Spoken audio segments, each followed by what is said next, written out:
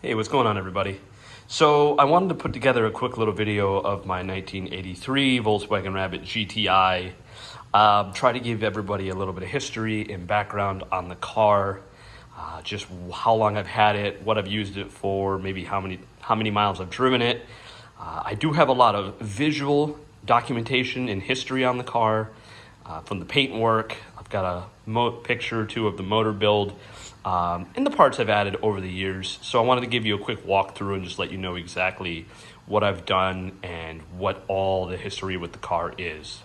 So initially, I purchased the car almost 6 years ago.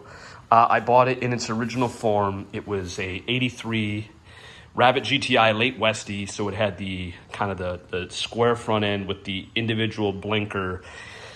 Kind of made it look to me a little bit weird. It was originally diamond silver. There was a lot of patina. Of course, there's common issues with rust right here. There was some rust here on the roof as well. So initially when I got the car, I was just going to kind of keep it as is. But after sitting back and looking at, one of the dream cars of mine that I picked up, I wanted to kind of turn it into what you see before you now. So the thought was to do a European Golf GTI, kind of like a tribute car to it.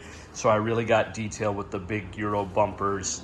Went into with the round eye front end. You see the fluted headlights there with the crosshairs. So the car is painted 911 fashion gray. It was done by a local friend / shop in Melbourne, Florida, where I lived when I started doing the car. He did the round eye front end swap and the initial paint on the vehicle. So all the rust repair. He shaved the stripe, as you can see.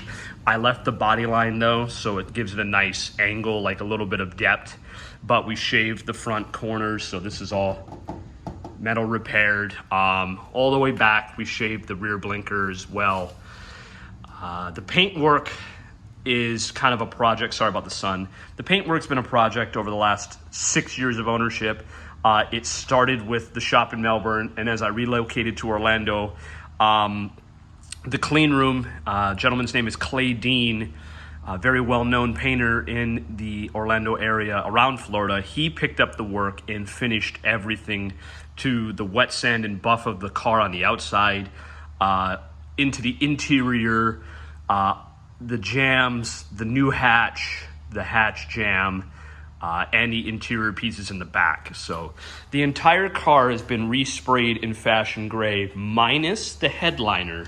Underneath the headliner, and I'll open the car up for you, it still retains that first original diamond silver. But the reason is I put the headliner together, sorry about the sun flare again, and it is a rod style headliner in a 1983 Volkswagen Rabbit. As some Rabbit and Volkswagen enthusiasts might know, finding the original cardboard headliner for this car after they're damaged is impossible. So underneath here is the diamond silver piece, but this has all been done professionally by Extreme Auto Upholstery in Orlando, Florida. So it is a rod style headliner. All the pieces were sourced from Heritage VW in England, including the sunroof piece. The sunroof underneath here, it is painted on the top diamond silver, but underneath here, it is still the original red color. So diamond silver and it's red underneath. No surprises, just want to make sure everybody's aware. I don't think you'll ever want to pull this headliner out. All the sunroof drains have been repaired and cleared, so they all run down to their actual location here in the door. You can actually see it right here. So they're all good. The car does not sit outside, obviously, it's garage kept. But it has been outside. If I take it to like Euro Tripper, I've taken it to Alpine Volksfair in Helen, Georgia, and all good. But yeah, so like I said, jams have all been done. Here's the jams, all clean, painted. Inside of the door has been taken care of. Initially there was rust here. We got that fixed and patched. It's all been done. The doors came off the car to have the final stages of the paint done. And also it was glass out. So the car has been really taken care of as far as the paint work. If you go into the hatch area here, The pictures support this, but I just want to show everybody here. This has all been repainted. Eurosport made me a new upper brace bar back here with the polyurethane mounts. So we had an original Eurosport bar in there. It was old, it was patinaed, so we got a new one made. The floor underneath, all been repainted. Spare tire well, had a little rust in it. We've patched that. That was welded together and fixed. I do have pictures of the undercarriage on the car in this article, in this link, so check those out. You might see the gas straps looking a little wonky if you look underneath the car. I don't know if you can see them, but I did recently have new gas straps put on, as well as the Autotech rear and front sway bar and hardware. So everything's been replaced on the sway bar areas, the bushings, the brackets. And recently we just added the OEM GTI decal back on the side. So definitely looking to accomplish that goal of a European Golf GTI tribute car. I love the way the car looks. The flares all been fitted. The fenders underneath have been trimmed and sealed properly to fit a little bit of a wider wheel. You do see the Rotiform GTB two-piece wheels. These were made to fit the brakes. We do have the Tech 53 front and rear brake kit. I love the divorced setup in the rear for the e-brake. I think this is just a really cool visual. Might be a little bit of overkill. Car, you know, doesn't sport a ton of power, but I just thought it was a great visual and overall completion for the vehicle.